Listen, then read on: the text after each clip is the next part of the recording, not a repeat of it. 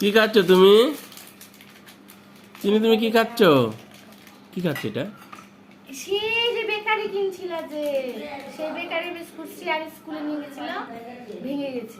এটা আবার খুললো কে আর বাড়ি করলো ও কে? নিজেই খুলছে, খুলে খাচ্ছে বসে বসে। ও কালকেও খুলছে, ও জানে এর মধ্যে আছে।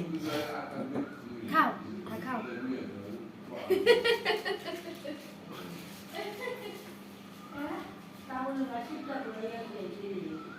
চিনি মজা,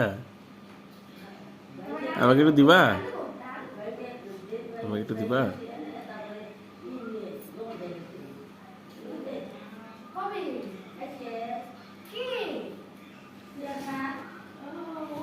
দাও দাও দাও।